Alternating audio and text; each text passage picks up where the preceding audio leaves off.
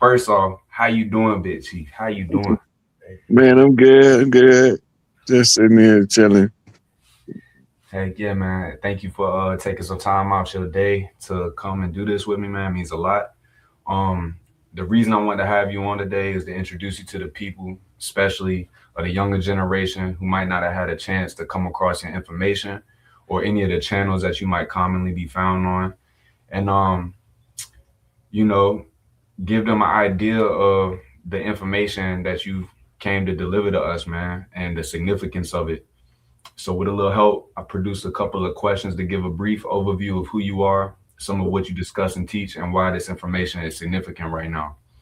So, for the people who have never heard of you, how do you describe who you are and the work that you do? Um, I don't. Just look at myself as everybody else. I'm just one of us. The work that I'm doing is just based on acquired knowledge over a lifetime that allow me to show people what I see from the perspective I'm looking at it. That might be a different perspective than they're familiar with.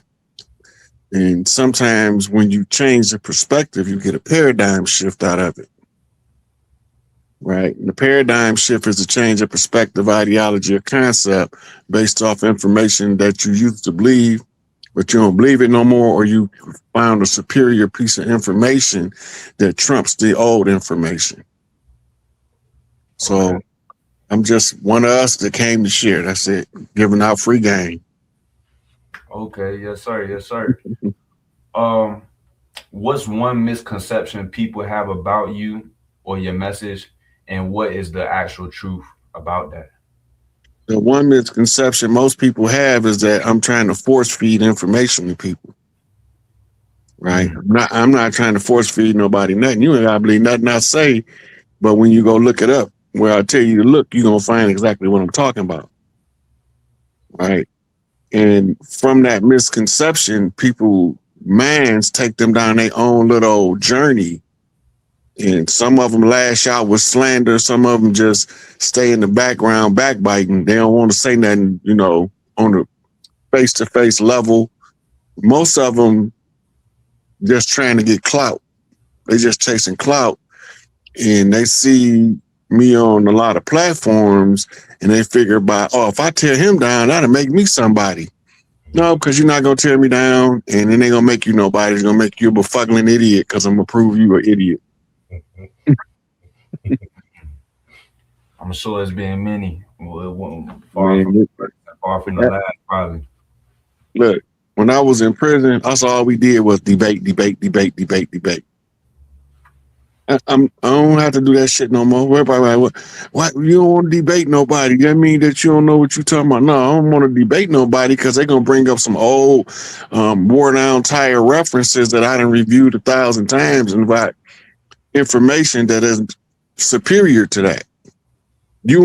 Most people want to follow what they call the academics because they figure that that's the most credible information. When the most credible information you got from your grandparents and your parents. You got it from people that lived it. You ain't get it from secondhand sources. You got it from the ones who walked the walk. You know, they don't count that in academia, right? If I tell you, look, man, I did 16 years in prison and that's what it was like, right? But I don't got no alphabets. So that's not a definitive description of my experience in prison for academic certification of information, but it's still true. I went through what I went through. I came through it all. Still, I stand tall. The world want to know how I continue to ball. The game need a boss. Hell yeah, I paid the cost. Jacktown, Guerrillaville, land of the lost. So I be sitting here trying to watch what these people doing with this system and try to keep as many people informed as possible. But you got people that love this system to the point where they'll kill themselves to kill you to keep you from killing the system.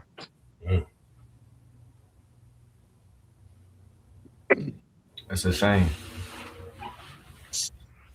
That's a shame.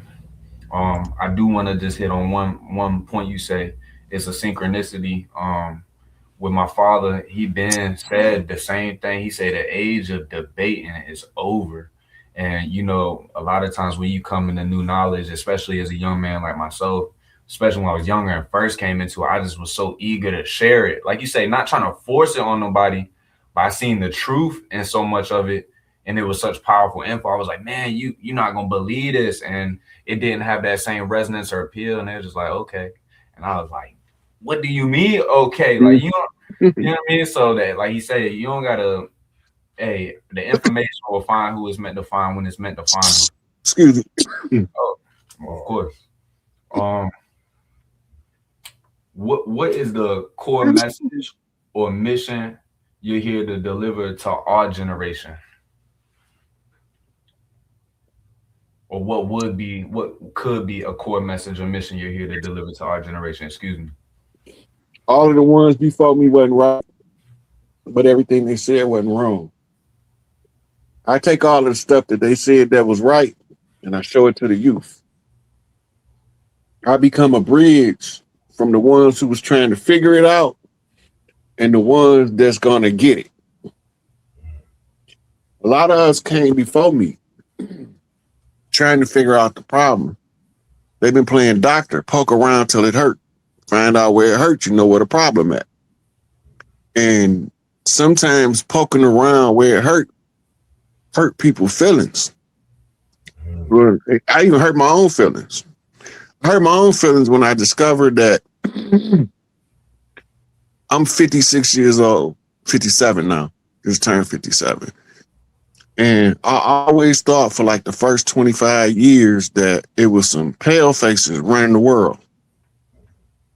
My feelings got hurt because I found out not only is that a misleading idea, it's untrue. And the next thing I learned is, it hurt my feelings is every time we try to come up, we the people that look like us is the catalyst to our downfall.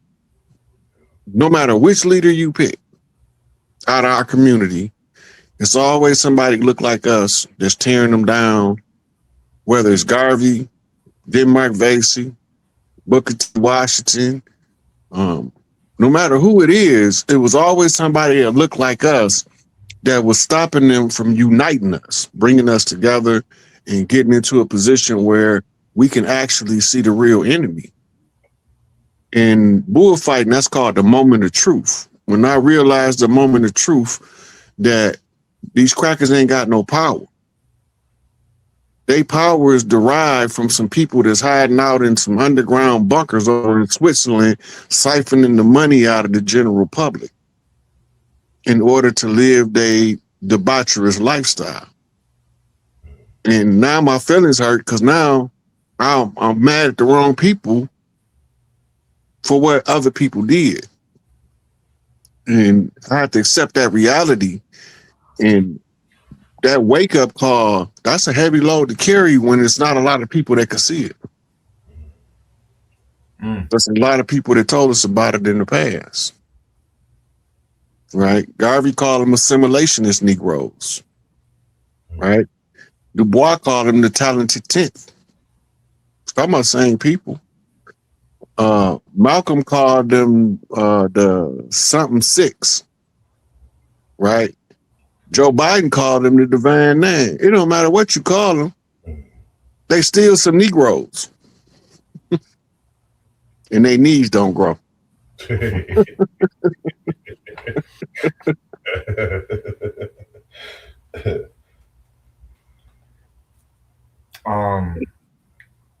Restoration of the matriarchy and tribal roots. Why is understanding our tribal roots, inheritance, and true history so important for young people right now? If you understand that we the tribes of the land, the next thing you got to understand is the tribes of the land is naturally a matriarchal people. We always been that, right? If you want to get whooped by one of us faster than anything else, all you got to do is say your mama. Damn. It ain't bad now as it used to be when we really cared about our mothers. Because when I was a little boy, your mama was automatic fighting words. Facts. Now it's a parody.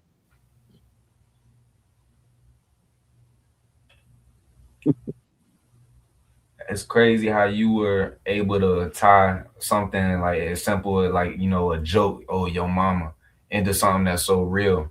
I'm sure that resonate with a lot of individuals. Yeah. The Um, first time I heard a parody about a mama joke that was like palatable was a hip hop song.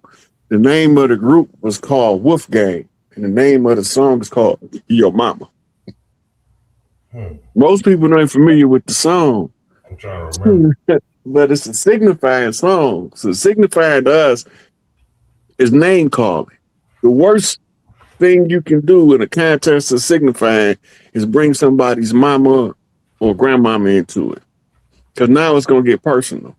So when Wolfgang came out, I think it was like 84, they came out with a song called Your Mama. It started off, I hate to talk about you bad, but you blow my mind. Sometimes the things you do are way out of line. You put me down, but not to my face. So I think it's about time that I put you in your place. So they coming out already telling you what the whole theme of the song is signifying. Name calling. That's a cultural phenomenon. In the elementary school, that's how we give each other nicknames. Nicknames become your tribal name because it's always an identifier of a character, the character nature of you, or something that you did that people can't forget, tied to your nickname. Man, a lot of people got multiple nicknames, man, and big heads running our family, man. When them cats at work, sometimes be seeing my shit, they be like, Mega Mine. I'd be like, damn. Yeah, we Yeah. do got big old Danakwa heads. We don't mind. Is this the song you talking about? Wolf Ticket. No, the name of the group is called Wolfgang. The name of the song is Your Mama. Okay. I see Wolf Ticket. I wanted to check it out because I ain't remember that. What's the name of the song? Your Mama? That might be it. I might have the name wrong. Put it closer. Yep, that's it. Is it? All right. He asked me What's the name of the group? Huh? Wolf Ticket. Wolf Ticket. Yeah. Oh, that's also a play on words too, because the one selling the wolf ticket is the one doing all of the barking, but they don't do no biting. Right. They call them wolf tickets. That's right. Yeah. So, another thing I thought about today was the variety of information that you cover. It's not consolidated to just one thing. I've heard you cover health, economic, all Nelly Fuller's the 9 areas of people activity. You cover it all. Obviously you have your specialties, but you do go into the metaphysical nature of things. And my next question is, many young people are curious but skeptical of metaphysical or spiritual topics. What's one practical example of how this knowledge shows up in real life today? Metaphysics is more like the chemistry of the collective, right? See from a metaphysical perspective, it's like being able to read their codes, right? So under the banner of metaphysics, you got systems that falls under that. You got the Kabbalah, you got Buddhism, Hinduism. Those are systems, not religions. But they want us to think that Buddhism and Hinduism are religions. But they metaphysical systems. When you talk about something metaphysical, it's like, this is metaphysics. You get hungry. Your body has to tell you you're hungry. So it uses your biochemistry to trigger a response in your stomach region that says, hey, we need food down here, right? So when you identify it, the brain, you identify the gut brain asking for the food, then you turn to your homeboy and say, you know what, man, I think I'm hungry. But if the stomach don't tell you you're hungry, you go about your business. You playing basketball because the stomach ain't asking for no food. You playing football, you lifting weights, you doing everything. You going to your job, when you get close to lunchtime, now you are what you call conditioned. This is also metaphysics. When you get close to lunchtime, your stomach gonna say, "Hey, it's getting close to lunchtime. Feed me." And then you're gonna notice, oh, damn, every day about the same time I get hungry because you've been eating lunch at the same time your whole life. So now at lunchtime, you automatically get hungry, even if you just ate 2 hours earlier. Because your body is reminding you. That's metaphysics. That's how the universe is using you to communicate with you. Metaphysics. Spirituality is the curse word that they put over metaphysics in order to bridge it into religion. So when you talking spirituality, you actually talking metaphysics.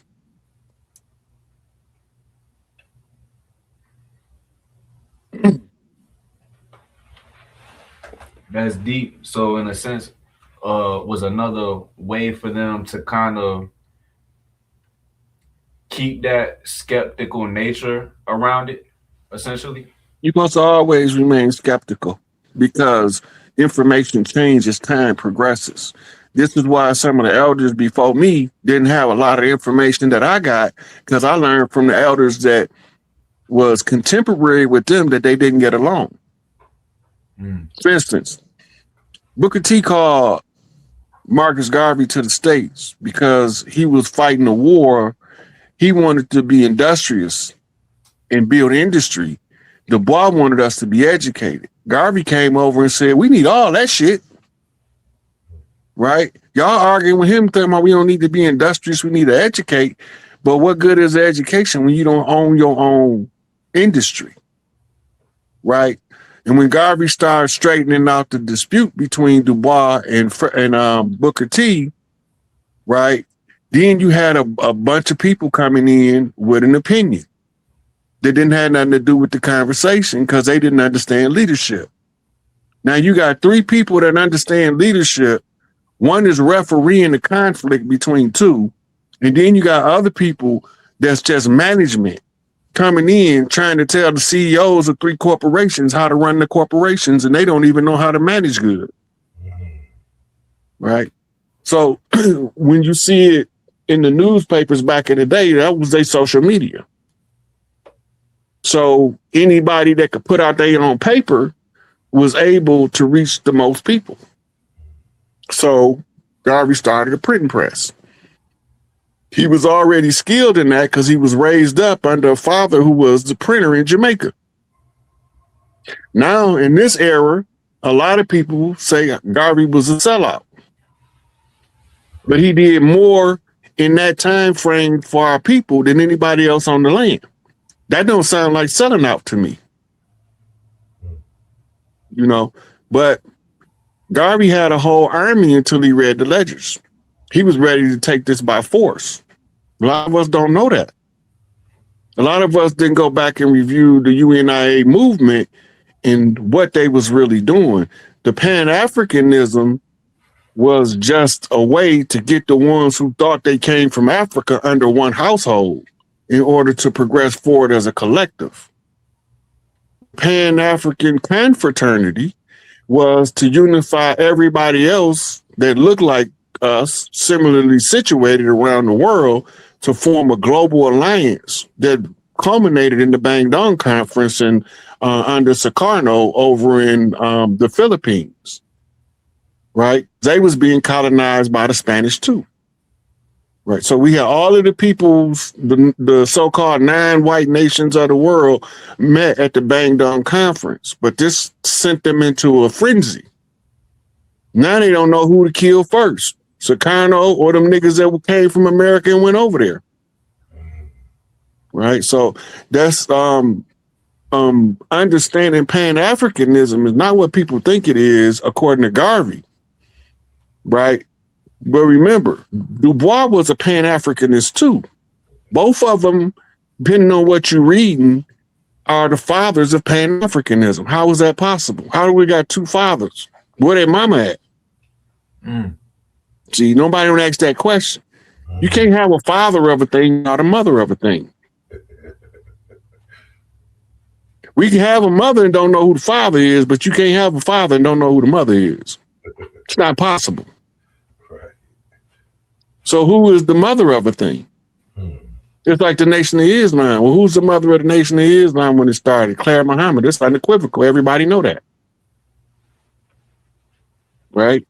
But they don't know that Mustafa Muhammad is the exact mirror opposite of Claire Muhammad. So when you don't want to put the matriarch out there on the front line, you got to use what's called a proxy. In this case, the proxy is called a mirror. But people don't know how to read mirrors. Just a whole separate system of divination is to be able to see the mirror. Right? So you put a picture of Claire Muhammad next to a picture of Farah Muhammad, and then you say skin color, complete opposite. Hair texture, complete opposite. Gender, complete opposite. Master Farah Muhammad, he wasn't God. It was Claire the whole time. Master Farah Muhammad was the bobber on the string with the bait at the bottom. Wow. Yeah. That's deep. Yes. You gotta excuse these little pauses, man. I'm still trying to process it all too at the same time. You know what I mean? You good, baby boy. You good. You good. if you take too long, Pops will speak up. I'll be in the same condition trying to process it myself.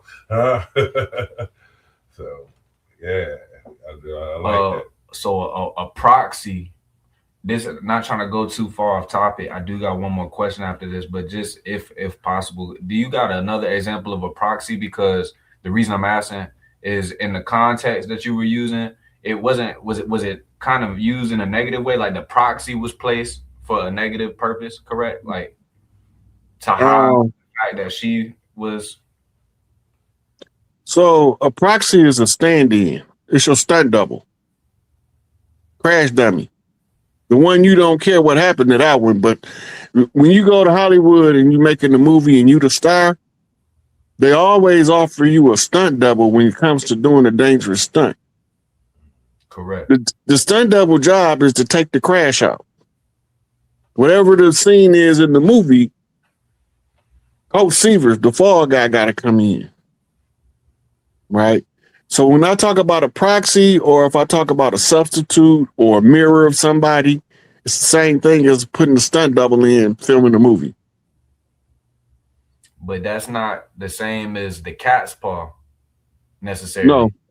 The cat's paw is somebody who does somebody else's bidding to keep the person who's sending them from ever being associated with the underlying event. An example is a mob boss. The Godfather. Godfather not finna go kill nobody. He did that already when he was a foot soldier. Right? He's going to use a cat's paw when it comes time to kill somebody. He's going to use somebody to go do the job, and it's going to conceal who he is, because they're not going to never tell on him because he's picked because of his loyalty. So, Chief, we do got one more question.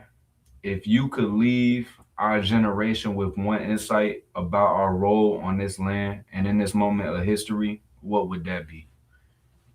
We don't own the land owns us.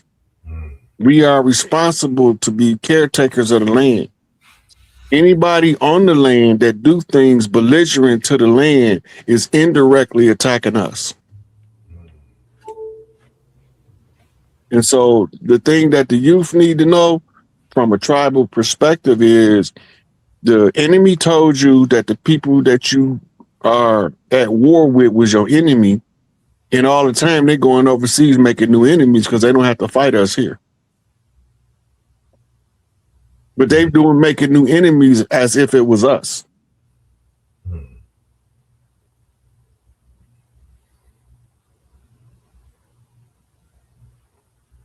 Good example of that and how you will see it play out in real life.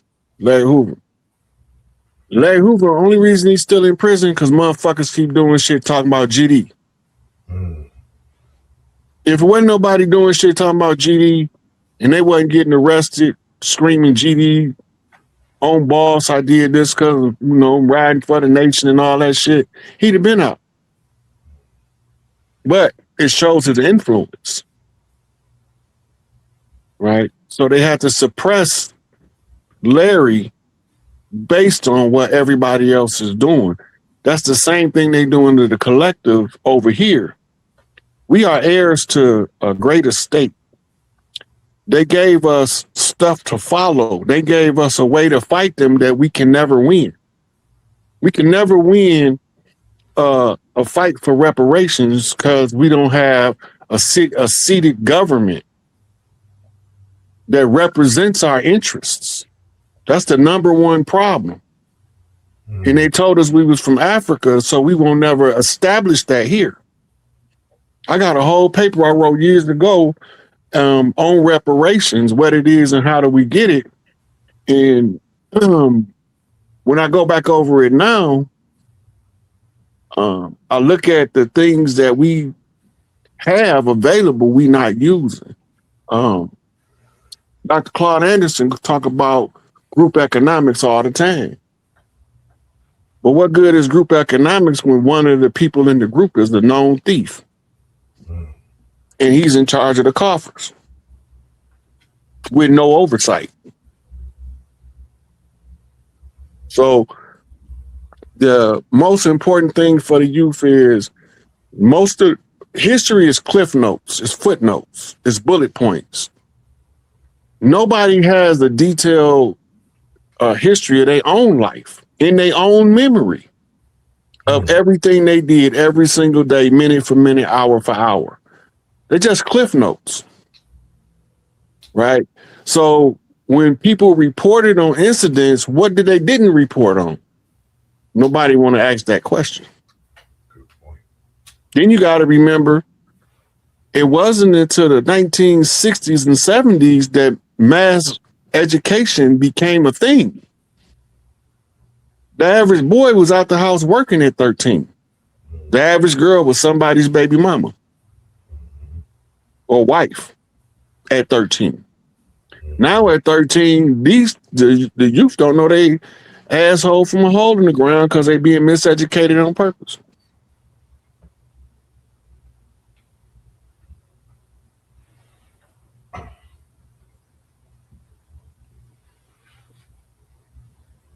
Yeah. Man.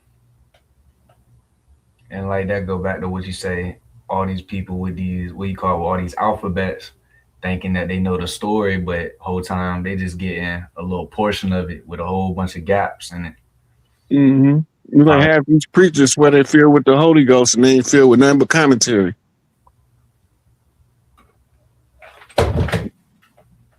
They can quote the commentary better than they can the book. Make that make sense.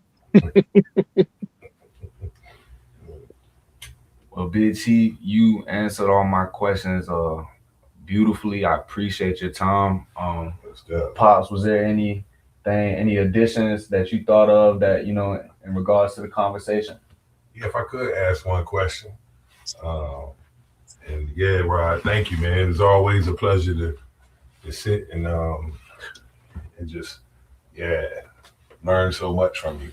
And I think one of the greatest things, man, I'm, taken from listening to you and speaking with you is you taught me the ability to pause before making judgment. Mm-hmm. Half information. It's like a pause you take because when we've discussed things, when I'm real set in one viewpoint and then you explain the situation and give me a different perspective, I just realized how do you maintain that middle path? What anchors you to keep from jumping to conclusions so much? Because that's like a skill, like I think that I was made aware of through our conversations. I was like, man, Reese, you got to pause a little bit before jumping to a real firm conclusion when you don't know so much. And I'm just, how do you maintain that? What is your approach? That comes from understanding of a key point. Don't nobody got the whole truth. Okay. But a whole bunch of people got parts of it. And when you get one part, it might make the other part look false, but they might work together from a way you never looked at it. And when I found this out through my studies, I'm reading Garvey, Noble Drew Ali, Elijah Muhammad, and they saying a lot of similar things. But when I look out in the world, most of the Garveyites are pretty much clandestine at this point. Most of the people that followed Noble Drew Ali have been handed over to dirty Moors, right? And then when I study look around, Elijah Muhammad's organization is still continuously functional under Farrakhan, under Silas Muhammad. And they got a few more of them out there that's not as effective as those two, right? And then I realized that Elijah Muhammad was raising guys up in the nation to send them into Sunni Islam, Hebrew, Israelite, and even to start their own stuff like Clans 13X and the 5% Nation. Right? So once you realize that these different ideologies are still coming from out of the house of Elijah Muhammad, how is that possible? He wasn't teaching everybody the same thing. He was teaching the general public the same thing, but all of his ministers, they got tailored information to their character. So then you see Huline X become Yahweh ben Yahweh. Right. And the list goes on, but he used what Elijah taught him to become a Hebrew Israelite and to use that doctrine as another way back to cross-reference information. Yeah, because when you were on BDLs, I caught the tail end of that. And you were discussing Donald Trump, and that's one of the main examples of that, because I remember talking to you, I was like, man, 99% of what I hear you say, 0.9, I'm nodding yes, but Trump was a hard pill to swallow. And then you were making a reference of, the double-headed eagle, and like a prime example of where both sides from the middle. Yeah.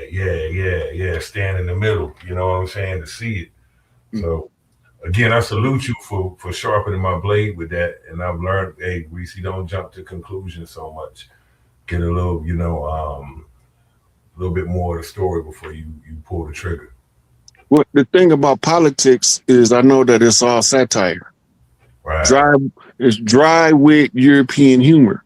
It's Benny Hill. Benny Hill, that's what I was going to say. Benny Hill, yeah. Right.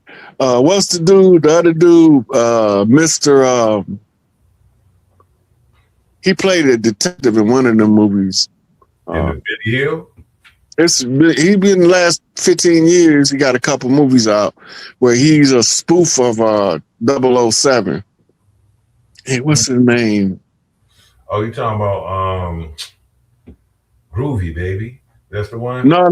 That's Austin Powers. That's American made. This dude is a British actor. They call him Mr. something.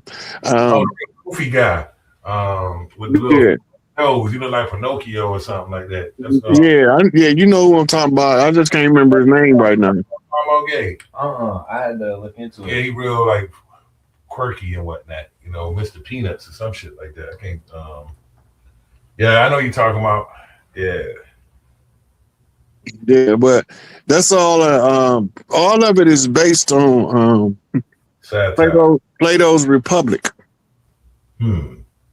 Right. If you've read Plato's Republic and you watching that stuff and you can't see it's theater. Right. Because them people in DC not controlling the world. They're not controlling America. They just putting their positions in order to make it look that way.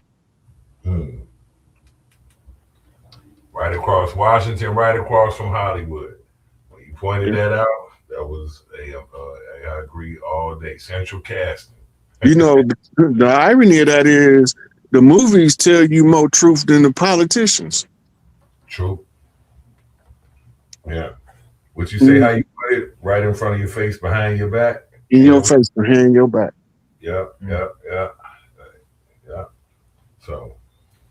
Hey, Big T, my fault. No. I was just about to say again, hey, thank you, man. It's always a pleasure. I was super duper excited when he came and told me that this was going to go down today. He was like, Pops, you mind sitting in the back?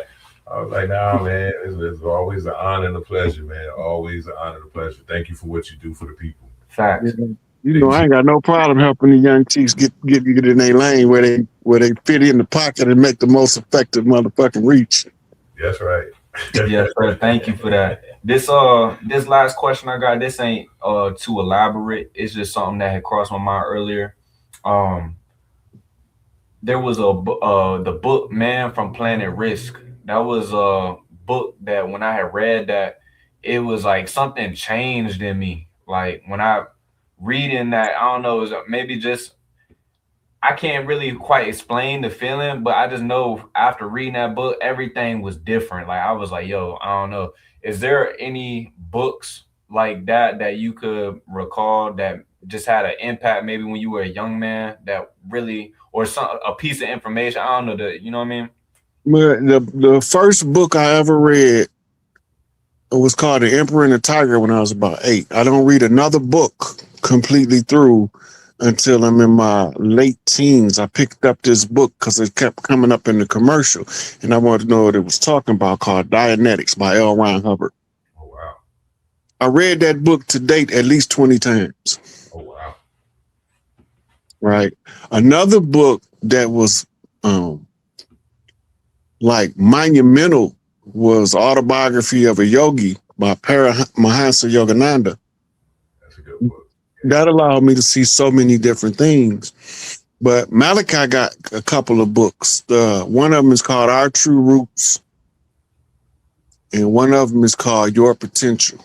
Them two right there was like somebody hooking the jumper cables up to my dead battery, bringing me back to life. Like, what the? But Malachi got a lot of them like that, though. That's actually, he's writing in a format that we call light code activation, right? So that's why he used pictures, charts, and diagrams to show you stuff, because he's educating you holistically. And he blends subjects. He don't separate them. Right. That's called immersion learning, a style of foreign language teaching that he developed that the government actually use in training people now in the immersion method of foreign language, where you just only speak this language today. That's it. We're not speaking no other language. If you don't know it, just shut the fuck up and listen. Wow.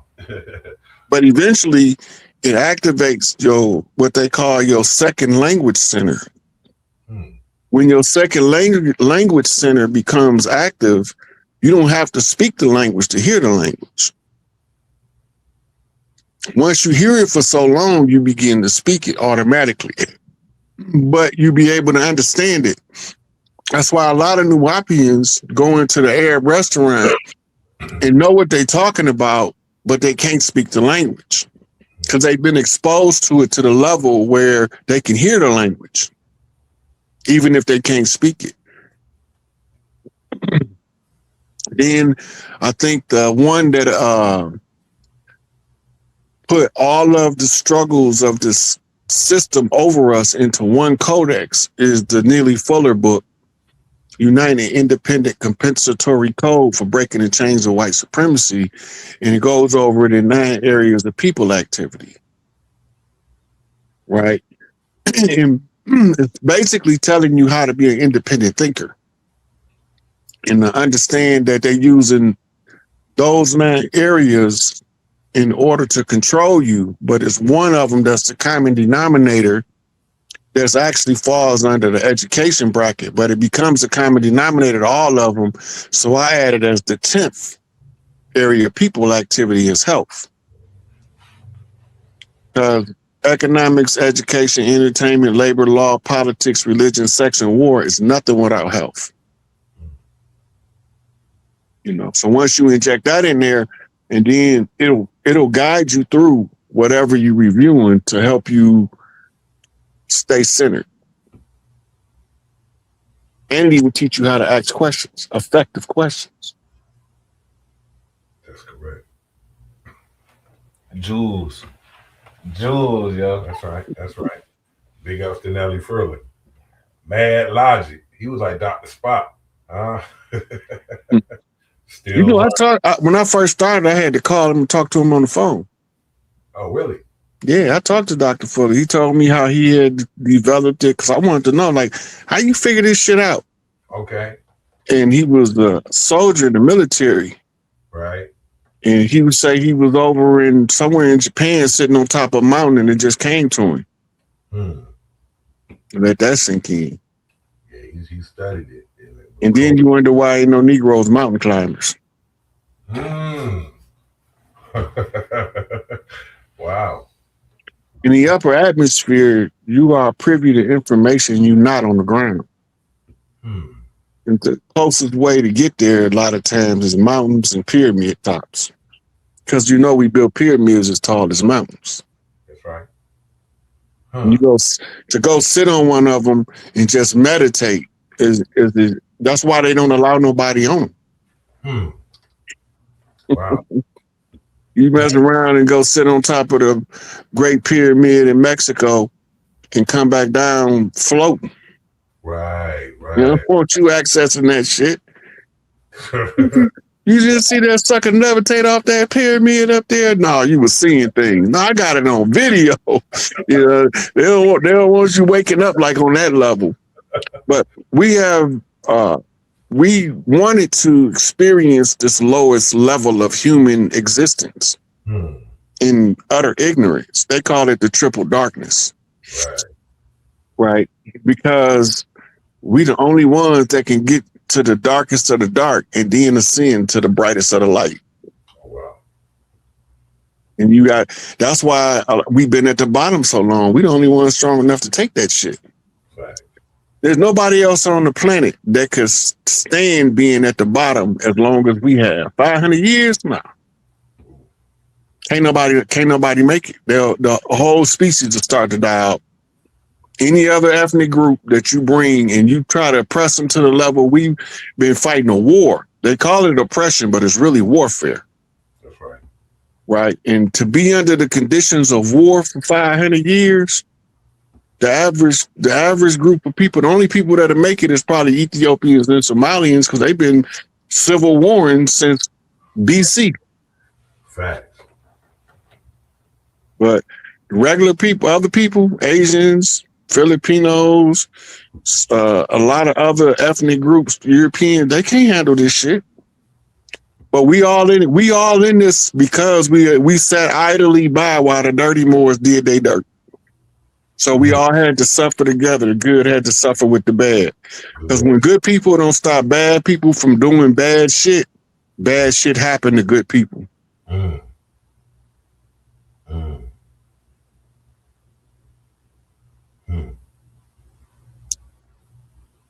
There's a couple more books.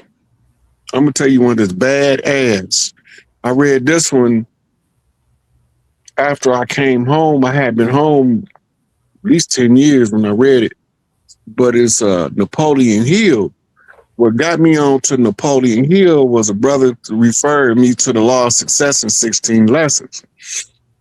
So I get the book and I'm Think and Grow Rich. That's like that's the Reader's Digest version, the condensed version. But the full book, man. But anyway, he got another book. It's called Outwitting the Devil. That mug right there took me on a roller coaster. In my mind, I'm like, I'm not finna never let nobody call the devil outthink me, never knowing that devil means adversary or opponent.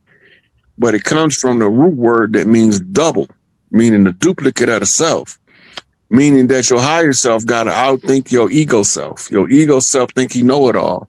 Your higher self is laughing at your ego self, talking about wait till I get to tell you the truth because you don't want to listen yet. You know, so people never hear their highest consciousness speak to them because they haven't opened their minds enough for them to hear it.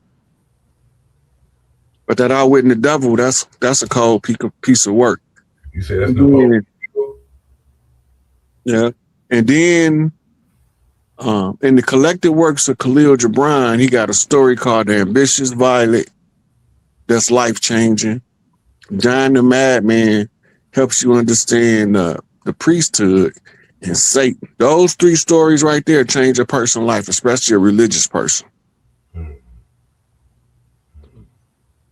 Yeah, so those are some good reads.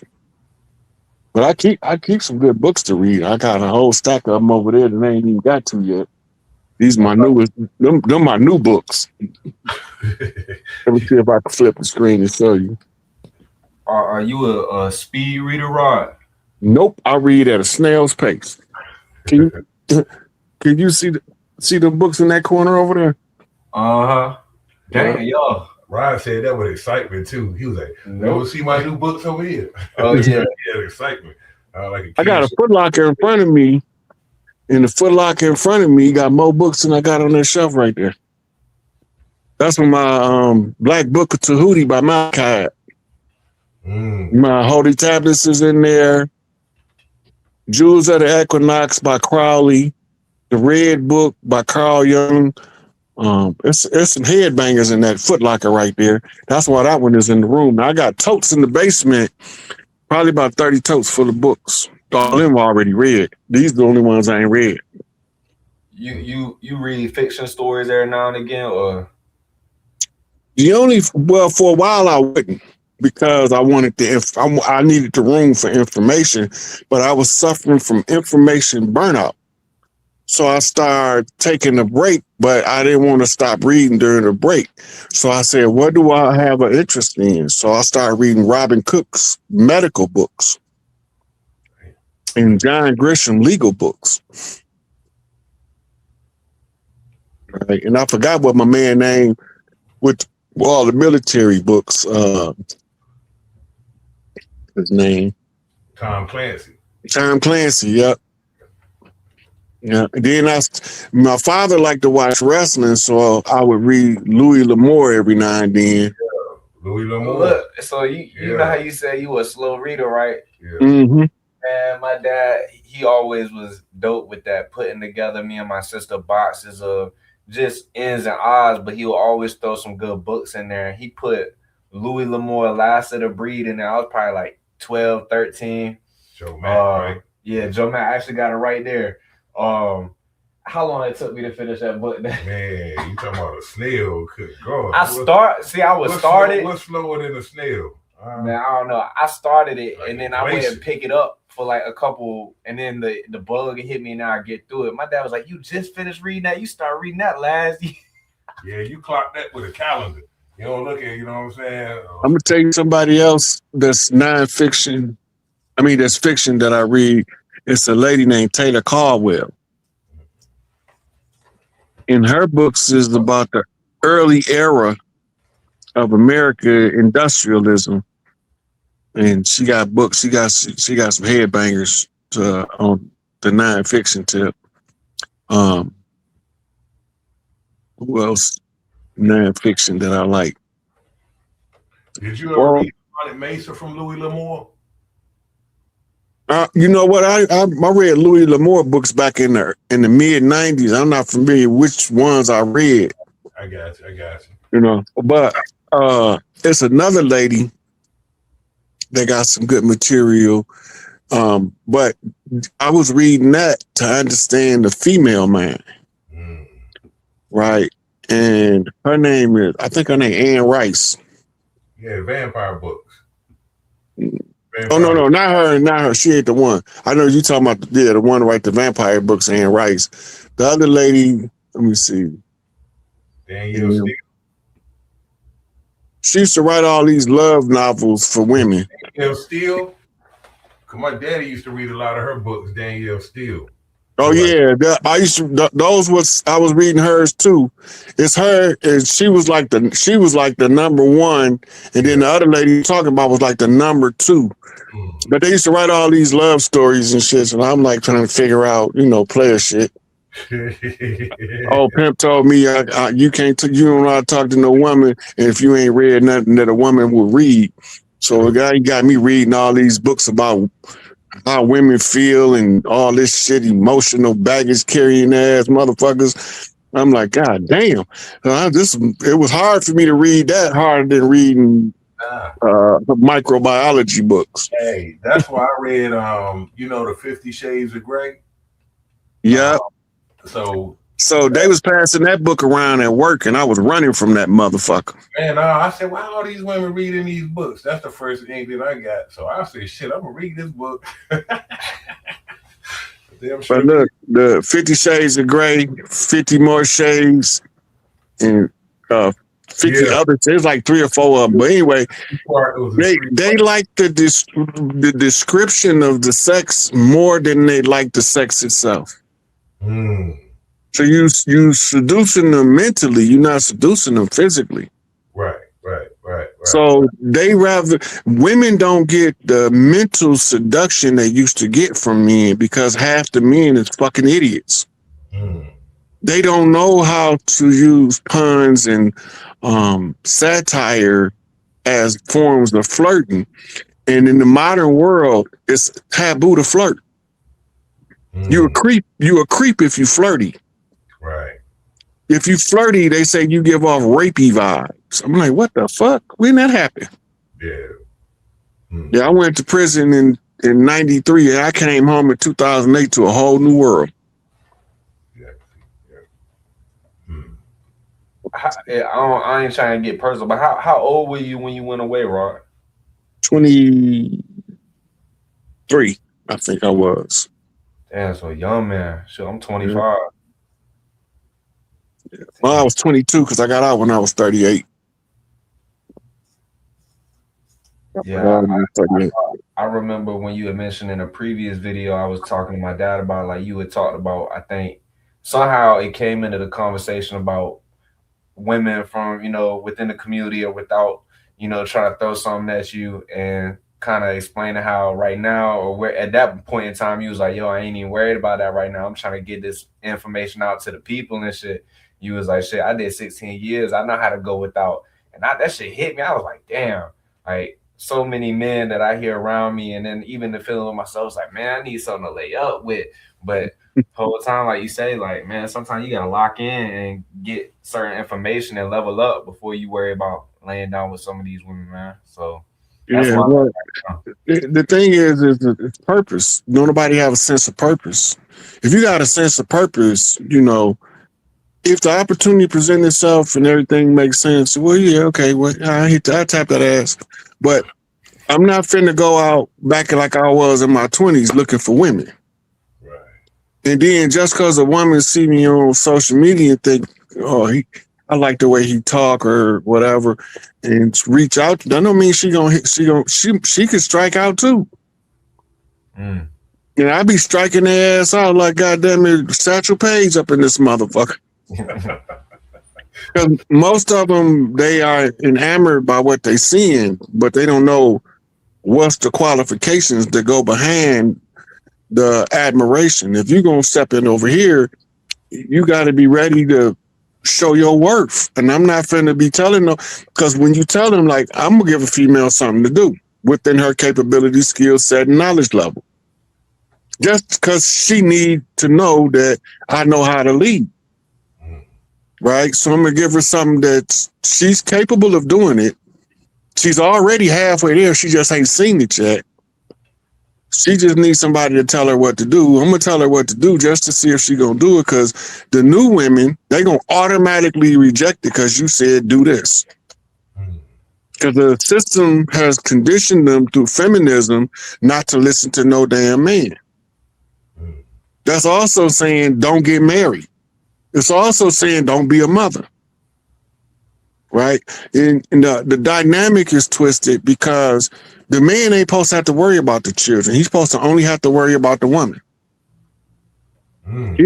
He's supposed to make sure that she mentally, physically, and spiritually grounded to the level where when he leave, he ain't worried about them babies. They're going to be fed. They're going to be clean. They're going to be educated. Right? He don't have to worry about them. He only got to worry about her. And that's why she don't have to go to work, because if he got two babies, one of them is a full-time job. Now imagine 4 or 5. Okay, now imagine our grandmamas with 16 and 19 babies. Right. Right. So when the female want to come up and participate, I don't mind, but you got to let me finish this work first. And that run most of them off because the term wait in modern America, wait, oh hell no, I ain't gonna wait on nothing. Fast food, microwave, drive through McDonald's. So throw a cup of noodles in there. Right? That's how they live their life. You can't live life like that. You don't got no goals. Like one chick I was dating, she was a renter. She was a professional renter. And I sat her down and I talked to her. I said, you know that the same amount of house that you pay rent for, your mortgage would be half that. She said, what? I said, yeah.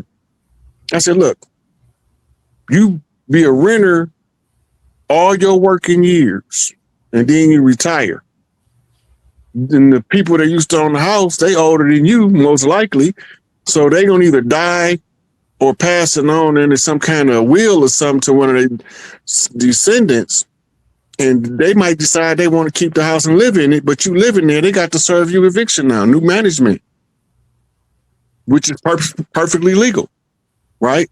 So now you done been all that time renting, and for half of the price of rent, a mortgage is 50% of rent on average, right? To rent $100,000 house, it's going to cost you $1,800 a month.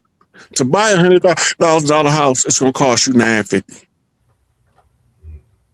Right. So when you look at the difference, and then also I'm explaining it to her, and I'm being like legacy, like as hard as some of these people work. And I was telling her, as hard as you work, there ain't no way that you're supposed to leave this world. And that baby right there that you got, and you only got one, she don't have her own house. If you don't do nothing else, you got to leave her a house in order to do your part in this life for your family. And she looked up. Man, I come in the house one day. She getting dressed. I'm like, where you going? She said, I'm going to look at a house. I didn't have to micromanage her. She was able to execute because she understood the assignment. And she knew I wasn't telling her to do nothing. And I even come out my pocket and struggle a little bit to make sure you straight. So if you need down payment, let me know. So now she live in her own crib. She good. She out there in her. But it's because she able to execute. She didn't get offended because I explained it to her. A lot of women get offended because they don't want that burden on themselves, but they already carrying it. But you're carrying it with no benefit. Now, if you put a benefit to it, it's worth the load you take on. You know, that's even what I tell youngsters. If you got a chance to buy a house, first thing you do, buy a house. A house is more important than a car. Yeah. I ain't talking about an apartment. Apartments is temporary. People was never meant to live their life in an apartment. But now with the projects, you got 5-generation apartment livers. That don't make sense to me. Nobody's teaching them how to get out the projects or the apartment into a house. Yeah, so I try to help anybody in a relationship. I examine where they at in their life and try to tell them how to better their life and themselves. If they do it, they do it. If they don't, they don't. It's not my choice. I offered you what I had. That was the knowledge of the game. I can give you the game. I can't force you to take it. Life is filled with success, and I hope you make it. Give you what it took me years to learn. Know everything you get, you need to earn. Now, this is raw game by stage and degree. And if you pay attention, I can help you see shit. I'm giving you game. Oh. God damn, off the top with it. Off the top. To the top. Don't stop. Hey, T. Straight up. So yeah, I don't want to be right now. If a woman pick me up, I'm gonna be a burden. Because this work is more important than anything she got going on right now. Because it don't just affect me. This affect millions of our people all across the land. down into South America, down into the islands, over to Hawaii, up into the Philippines, going through China, back through Europe, all down through Africa. The shit that I'm doing is affecting us all. That's right. Right. And a lot of people can't take that kind of alienation because it comes with a certain amount of alienation. Right. This room that I'm sitting in, I'm in this room about 20 hours a day on average. I don't have to be. I get up and walk out the door. The door ain't locked. Front door ain't locked. I got the key to the front door. This is what people don't get it. You can't do this work because when the spirit giving you information, and sometimes you be catatonic for an hour, and people be trying to talk to you, and you can't really. You responding, you ain't all the way gone. You responding, but your shit don't make no sense to them because you getting downloads, and people take and get offended. And that alienation becomes the protection from people ridiculing you from going through the experience of encountering the information that you spiritually. Sometimes the spirit don't actually be giving you new information.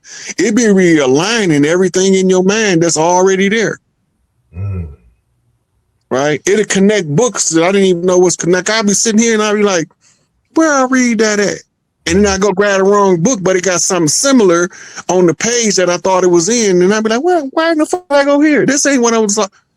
Oh, shit, that's connected. Right? So then I'll be sitting there, and then it might bring up a nursery rhyme. Like, what was it? Mary had a little lamb, fleece as white as snow. Right? And I'm like, wait a minute. Who is Mary? That's Offset. So that means that the lamb that they talk about got to be Heru. But they told me it was Jesus. But wait a minute, Jesus in Greek is Isis. And Isis is Offset, and Offset is Mary. They told me the story wrong.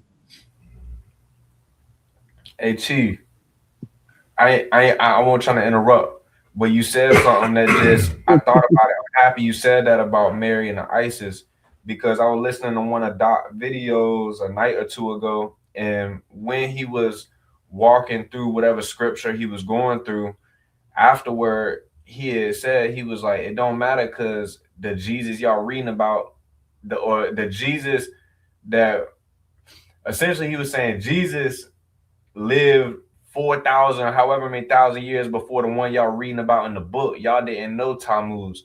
Did he ever directly say that the Jesus in the book was talking about Isis that you familiar with? Nope, but I know this. Based on my understanding of his writings, Malachi knew Jesus was Isis. Right? Because he know all her offspring and her other names. When you talk about Tammuz, right? We talking about Ninigazita. We talking Sumerian, Akkadian name change. They're similar, but they're different. When you talk about Heru or Horus, right, you're talking Kemetic Ninizita. Horus is just a way of saying the crown prince, the one who's the heir to the throne. Mary is the one sitting on the throne, and Offset means the throne itself, which is where you get your word Pharaoh from. Pharaoh means the lady that lights the house. They've been mistranslating and giving it to us as bullshit. So I'm about 98% sure Malachi knows Jesus is Isis because I know he read it in the Greek and he kept running across it. Isis this and Isis that. Now, wait a minute. How is it Jesus and Isis at the same time? How can it be the son and the mother? And I was like, well, if it's the son and the mother that they're talking about in their Jesus concept, it would be some kind of telltale sign in the Gospels. Lo and behold, unto us a child is given, unto us a son is born, and they shall name him Emmanuel, for God is with us. Why they don't call him that shit all through the Bible then? Why they only call him Emmanuel one time? Okay, so now I need another clue to show me that Emmanuel is Heru and Jesus is Isis. I read the words in red because I'm supposed to be the words of Jesus, right? It's two different people talking with two different understandings and concepts of life. One of them is a soldier, warrior, conqueror. How do you know? Matthew 10:34. You can go to the book of John and read where he told Peter, sell off all your garments and buy swords and knives, which is different from the one that said you have to love thy neighbor as thyself. That's not the same energy. When you read the 10th chapter of Matthew, you'll see that it's two different people talking in the red, and they're not saying the same thing. Right? Then this was the kicker. Many shall say the last days, many shall come to me and say, we healed the sick, raised the dead, cast out demons, all in your name. And he will say, get thee hence, for I know you not, ye workers of iniquity. Wait a minute. Didn't they say that we used the power was in the name? They changed the name. I didn't realize that. It's the only way that you've been calling me somebody else's name, doing all this stuff, and I don't know nothing about that motherfucker. How you got a 2,000-year-old God with a 500-year-old name? Another anomaly that make me go, hey, something ain't right here. But I know the story of the holy drama, which is the birth of the son that's going to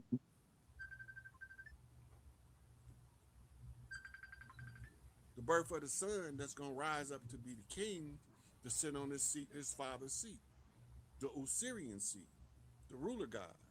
But the ruler God is got power by the creator gods.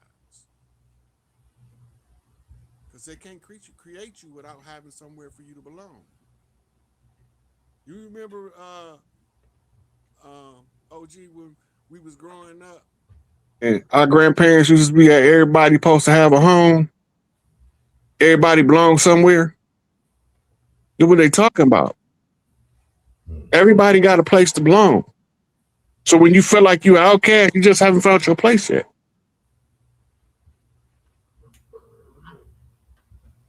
And that's how a lot of us get into bullshit. Because we feel like outcasts and we trying to force ourselves to fit. We ain't never knowing that we 6-point stars trying to fit in the 5-star slot. We're gonna never fit.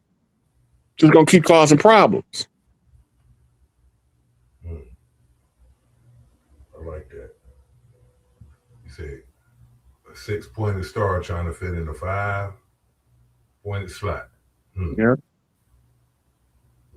They don't fit. But now, the wise one to say, where do the 5 go and where do the 6 go? Because if I put the 5-point star in the 5-point slot and the 6-point in the 6-point slot, that means I've done exactly what they were supposed to be placed at. They in the exact spot. That's right. Right? And when you put them in the slot, they flush. That's how you know you got them in the right spot. That's right. Equilibrium, balance. That's right. Balance. That middle point. On that note, I don't know how much, if you got any more questions, Gabe. Nah, man, he answered all my questions and some. I got some dishes. I got some dishes in there calling me. I gotta wash. I gotta go watch this video back, man. Yeah, man. From dropping jewels, man. Like God Almighty, huh? Big Chief. Yes, hey, man. Thank you, man. So. Your time and one of the things that just saying earlier, your sacrifice. You went into it earlier when just talking about relationship. And what do I say? Boom. You say you're there 20 hours down there, like in a cave, sacrificing a lot for us, man. That does not go unnoticed and not appreciated. Really. I know what you're sacrificing, brother. For real. Hey, Rod, look. You say, my man say, the door ain't locked. I can leave out if I want to. I got the goddamn key. He might not be on the platforms like you on the webcam and whatnot. But when you were saying that, I had to look back at him and say, I love you, because you were like another confirmation to just how real that shit is. He in the same boat in another wave though. Like he always in this room trying to get the information. And I see the toll that it takes on me, expresses it, but hearing it from somebody else really just confirmed just how heavy times that burden 1,000. could be. You know, times 10,000. You know what I'm saying? Look, people don't know. It's like me and Empress Red be telling people all the time, y'all think y'all want this spot, but y'all don't want to go through what it take to get here. That's what we're talking about earlier. You don't want to go through what it take to get here. We had to get beat the fuck up. Not physically, because ain't too many people can physically whoop a nigga. But spiritually, I got my ass whooped. Politically, I got my ass whooped. Legally, I got my ass whooped. You know what I'm saying? I've been getting my ass whooped everywhere but a fist fight. Now I'm too old to be fist fighting. Brain banging. Right. Brain banging. Because I got to find an outlet for that fist fight energy. Yeah. Right? So here I am on here tongue wrestling with motherfuckers. I ain't into that shit. I'm into clobbering a motherfucker if you disrespectful. Not trying to negotiate a resolution. That's not my lane. I'm not from the we shall overcome school of thought and motherfucker turn the other cheek. Turn the other cheek for what? He slapped this one. He ain't finna slap two of these motherfuckers. Yeah. No. I'm with the shits, but mama told me she told me, she said, if you just sit your ass down and hold your peace, you're going to be all right. So I'm sitting here and I'm holding my peace, but every now and then I got to pop out and show niggas. I ain't even no motherfucking, I can do it mentally just as well as I can. I can whip a motherfucker with verbals, make him feel like I put hands on him and they ain't touched him. That's right. I don't like using verbal judo all the time. Sometimes I just want to turn a motherfucker spit red, push your snot box back. Get him some GD shades, make him look through them goddamn narrow lenses. God. You know, get his back dirty. Yeah. You know, I'm with that. Yeah, but now due to something called age and wisdom, sometimes I don't want to be wise. That keep me from whooping a motherfucker ass.